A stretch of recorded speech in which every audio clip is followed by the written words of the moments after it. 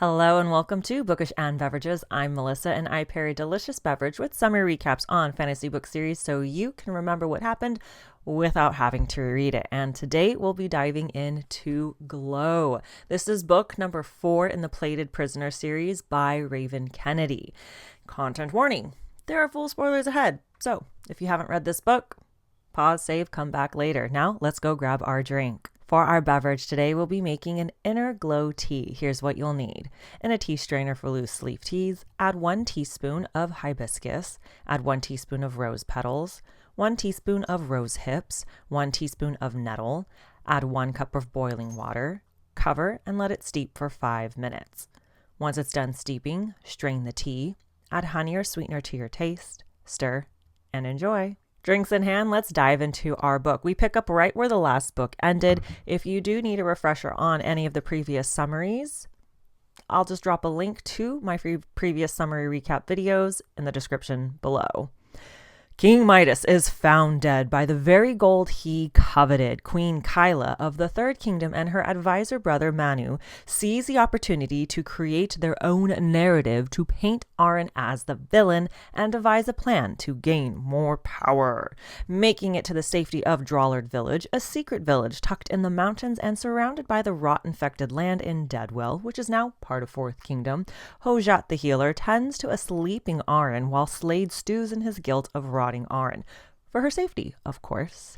Meanwhile, Osric is in command of leading the Fourth Army back to Fourth Kingdom, and he gets a shocking surprise when Keg, a camp cook, shows him to a tent where Rissa, the royal saddle that blackmailed Arin, is with Polly, the other saddle. He tells her the only reason she's allowed to travel with the army is to keep his word with Arin. Queen Kyla's plan is working perfectly. Her rumors about Arin are spreading like wildfire, and her chosen puppet king of Fifth Kingdom has taken the throne, Hygen Folk.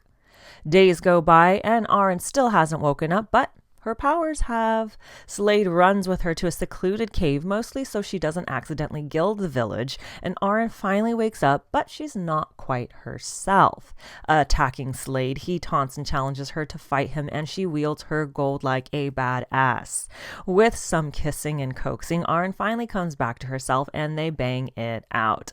As memories come back to Arin, she starts to freak out and chooses the avoidant trauma response. Been there before. Best surprise ever, Digby visits Arin and he convinces her to finally let Hojat check on her wounds. The Fourth Army is trekking on and the tension between Osric and Rissa is hot enough to melt all the snow in this frozen wasteland. Rissa eats a meal with Osric and then she kisses him and seems to immediately regret it. Ouch. That stings. Arin decides to channel her inner "it's Brittany bitch" and become stronger than yesterday. So it's train, eat, sleep, repeat until Slade finally takes the reign and trains Arin to start using her powers, helps her to face the horrors of what has happened to her and hash out the unanswered questions they have between them. Lou convinces Arin to hang out and meet the other village residents until she overhears 2 familiar voices coming from the tunnels, Slade and Riot. Riot is Slade's brother. She's eavesdropping and hears something she's not supposed to. Rather than internalizing her question, she asks Slade her burning question from what she overheard. Who is she? Slade decides to show her, and it was not what she was expecting at all. The she is his mother, not another lover or saddle. With one big secret out in the open, Slade takes her to another cavern to reveal the real reason they call him Rip. Literally, a rip in the air. When he was 15 and living in Onwin, the Fey realm, he accidentally tore a rip in the world fighting against his enraged father to defend his mom after an illicit affair was discovered. Drama! Turns out Riot is only his half-brother. It pulled him, Riot, his mom, and the other Orion servants through the rip. Next stop, the hot springs. The vulnerability continues as Arin finally shows him her back in shredded ribbons, ending with a love-making bang sesh in the water. The next afternoon, the crew fills Arin in on what's been mostly going on in the political world of the kingdom. She needs to pull up her big girl britches and master her powers because she's been summoned to stand trial at the royal conflicts to answer for Midas's death. Sneaking off to the secluded cavern where her magic last woke up, Arin stares into her gold-shining reflection, singing, "Is that girl I see staring straight back at me?" Arin comes to the realization that she needs to embrace all of herself, most importantly, her Fae self. Just like Feyre and the Ouroboros mirror, Arin faces and works with the beast within and successfully wields her power. Huzzah! Practice, practice, practice. Long gone are the days she has to hide in the dark because now she has better control of her abilities. Good thing she does because Queen Kyla is done waiting for a response and has sent Manu to Fourth Kingdom. Can't forget about the self-absorbed Queen Melina. Her and Prue and the merchant make it to the Seventh Kingdom, and would you look at that? The castle is still there, but the land beyond it is gone. But that's not all. Inside they meet the twins, Friano and Fassa, who transform the castle to its former glory and tell her she's the queen they've been waiting for to save the Seventh Kingdom. Not sus at all. Queen Melina is dazzled into making a bargain with the twins, and shortly after, the assassin shows up surprising her when he warns her instead something is off with this place. Arin and crew make it to Fourth Kingdom. Walking the market street, Arin hears all the whispers and rumors of her being a power-stealing king hopping ho. Well, that's rude. And it seems Slade and crew forgot to mention that bit to her. It's dinner time with Manu, and he lays down an ultimatum. Arin stands trial, or all the other kingdoms will halt their supply trade with Fourth Kingdom.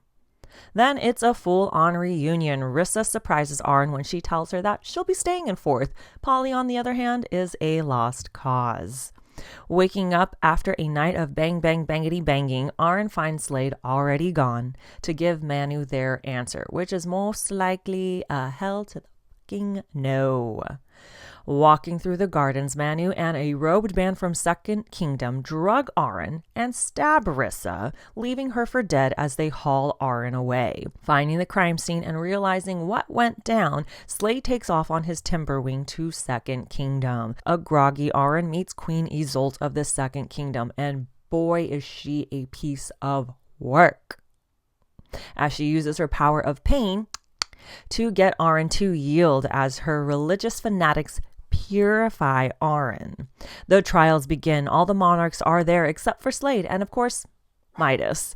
And Arin is in another cage yet again, but not just any cage. It's a cage with rune magic that drains a person of their magic and reveals it. Case in point, Arin's gold is flowing out from her and she has no control over it. Queen Kyla offers up her testimony against Arin in the form of her magic, regurgitating the words spoken the night everything went down. Just like the mainstream media, she splices, changes, and leaves out parts that help to fit her narrative and paint Arin as the villain. Remember that little bit of rot that Slade couldn't get out? Well, it chooses the worst time to reveal itself as it pours out with her gold. And now they all really believe the lies they've been sold, thinking she stole King Rot's power too.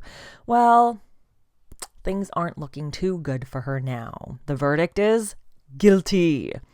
Punishment is execution right meow. Ladies and gentlemen, Slade and his rot has come to the rescue. Chaos erupts as Slade uses his rot. The Second Kingdom prince uses his protective bubble magic to form a barrier around the monarchs and Arin, and the royals try to persuade Slade that Arin is the villain, but all he does is to continue to threaten them.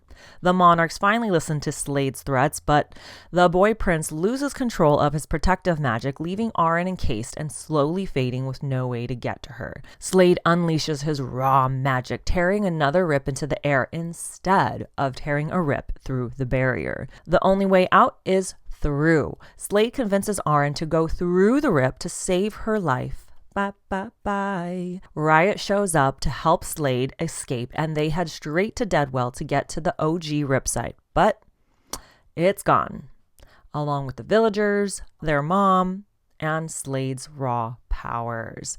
It's the night of the new moon, and it's time for Queen Melina to complete her bargain with the twins. The deed is done, and she realizes the devastating consequences of her selfish actions. The Bridge of Lumeria has been restored, and the Fae are coming to reclaim Aurea. That concludes the summary recap for Glow. Thank you so much for watching. Stay tuned for more summary recaps on your favorite fantasy series. If you enjoyed this one, please like, subscribe, and share with your fellow book lovers to support this channel. And if you have any suggestions on summary recaps you want done on fantasy series, just drop them into the comments below. And thank you, thank you, thank you.